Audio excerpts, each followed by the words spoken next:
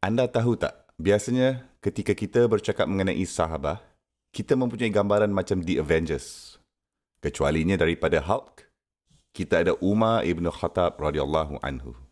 Dia tidaklah besar dan hijau macam Hulk, tapi dia memang besar.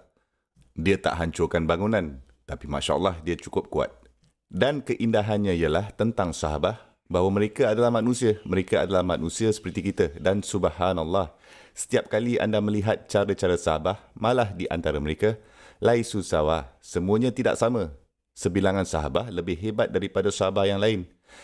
Tapi yang lebih rendah di antara sahabah, tidak membiarkan perkara itu menghentikan mereka.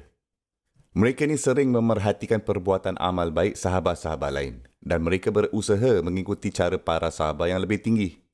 Dan ia semua bermula dengan hanya mahu menjadi seperti mereka.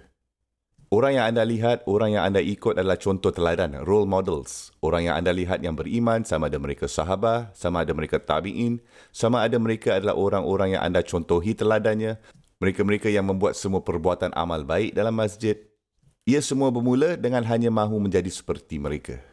Hanya mempunyai daya keinginan yang tulus ikhlas itu dan itu saja boleh membuatkan anda pergi jauh. Rasulullah SAW, satu kali, beliau sedang duduk bersama para sahabat. Dan Rasulullah SAW mengatakan bahawa akan ada 70,000 orang yang akan memasuki jannah tanpa sebarang bentuk accountability dan tanpa sebarang bentuk hukuman. By the way, Nabi SAW tentu saja juga berkata Allah Subhanahu Wa Taala akan mengambil 70,000 lagi dengan tiap 70,000 yang pertama itu dan kemudian itu 2 lagi genggaman penuh dan sebagainya. Jadi ia diperluaskan lagi untuk yang mana tidak dihisab. Oleh itu, janganlah merasa kecewa. Tapi maksudnya ialah, apabila anda mendengar hadis seperti itu, katakanlah jika itu adalah yang terakhir, tak ada tambahan lagi. 70,000 saja orang yang berjaya sampai ke jannah tanpa sebarang bentuk accountability, tanpa sebarang bentuk hukuman.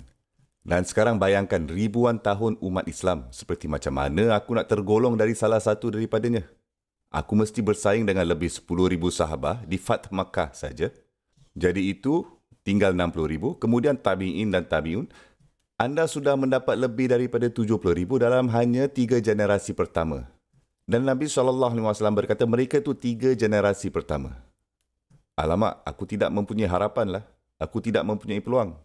Sekarang ada sahabat yang duduk di situ. Namanya Uqashah radhiyallahu anhu. Uqashah bukanlah sahabat yang terkenal sangat pun. Uqashah bukanlah dari 10 sahabat yang dijamin syurga. Uqashah bukan dari kelas tertinggi sahabat. Saya ni mencabar mana-mana daripada anda untuk mencari hadis lain tentang Uqashah. Dia ni sahabat biasa-biasa je.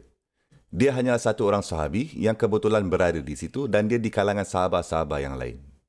Tapi itu tidak menghalangnya. Dia tidak hanya duduk di situ dan berfikir dengan diri sendiri, alamak, 70,000 je. Masalah besar ni. Uqashah radhiyallahu anhu berkata dengan segera, Ya Rasulullah, buatkan doa kepada Allah Subhanahu Wa Taala bahawa aku adalah di antara mereka. Dan Nabi SAW berkata, Anta minhum. Tahniah, kamu adalah salah seorang daripada mereka. Lepas tu beberapa sahabat yang lain bangun. Mereka berkata, senang macam tu je ke?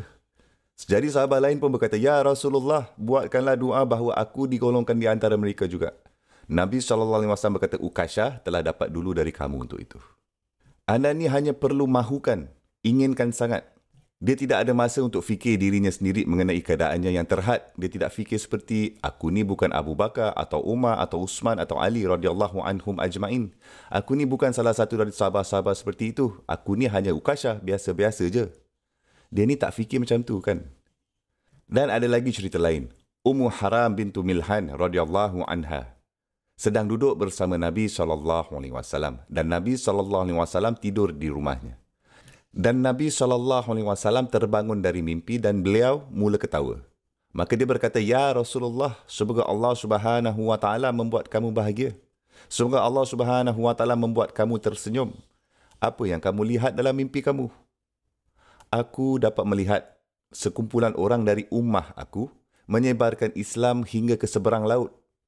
Ini semua adalah kaum Arab padang pasir. Jadi Nabi SAW tersenyum dan beliau ketawa kerana beliau dapat melihatkan sekumpulan dari ummahnya sanggup pergi sejauh itu. Ummu Haram radhiyallahu anha, dia tidak berkata pada dirinya sendiri, Alah, aku ni seorang wanita. Dia tidak fikir macam tu. Dan dia juga tidak berfikir pada diri sendiri, alah, aku tidak akan pernah dapat serta untuk peperangan dan aku tidak akan dapat melakukan perjalanan melalui laut. Sebaliknya dia terus berkata kepada Nabi SAW, Ya Rasulullah, buatkan doa bahawa aku berada di antara mereka. Saya tak peduli macam mana atau mengapa, entah bagaimana, saya hanya mahu menjadi salah satu daripada mereka. Saya tahu bahawa saya tidak boleh menjadi salah satu daripada mereka secara teknikal. Tidak semuanya masuk akal. Semuanya macam tak dapat difikirkan. Tapi saya mahu menjadi salah satu daripada mereka. Dan Rasulullah SAW memberinya itu. Dan selepas itu, dia kahwin dengan sahabat yang hebat, Ubadah bin Syamit radhiyallahu anhu. Dan mereka semua berada di bawah jagaan Muawiyah radhiyallahu anhu. Dan mengembara ke lautan luas untuk Fath, untuk pembukaan Cyprus. Dia menemani suaminya Ubadah ke Cyprus. Apabila mereka sampai ke Cyprus, ketika dia keluar dari kapal, dia tersandung dan dia jatuh dan dia meninggal dunia. Subhanallah. Sehinggalah ke hari ini, jika anda pergi ke Cyprus, anda boleh jumpa kuburnya di sana. Okey, dia tak fikir pada diri sendiri kan? Tak mungkin aku boleh menjadi seperti itu. Seperti orang-orang itu. Secara teknikal, ia memang tak masuk akal. Tapi ia bukan mengenai perkara itu. Sekiranya anda ikhlas, apabila anda meminta Allah Subhanahu Wa Taala untuk berada di antara mereka, digolongkan di antara mereka, Allah Subhanahu Wa Taala akan kurniakannya. Umar ibn Khattab radhiyallahu anhu biasa membuatkan doa. Allahumma inni as'aluka syahadata fi sabilik. Ya Allah, aku meminta kamu kurniakan aku syahadah dalam jalan kau. Fi baladi nabiyyik. Dalam kota nabimu sallallahu alaihi wasallam. Dan anak perempuannya Hafsah radhiyallahu anha, bagaimana kamu akan mati syahid di Madinah? Inilah kubu kita. Inilah kubu Islam. Betul tak? Orang akan mati sebagai syahid di luar Madinah. Subhanallah, dia tidak peduli bagaimana ia boleh masuk akal. Dia hanya mahukannya dan dia menginginkannya sangat. Sudah cukup untuk Allah Subhanahu Wa Taala memberikannya syahadah, syahid, bukan hanya di kota Nabi SAW, dalam masjid Nabi SAW. Dan dia kemudiannya dikebumikan di sebelah Nabi SAW. Kalau kamu mahu, ia akan berlaku. Tapi betapa hebat dan besarnya keinginan kamu tu untuk benar-benar menginginkannya. Subhanallah.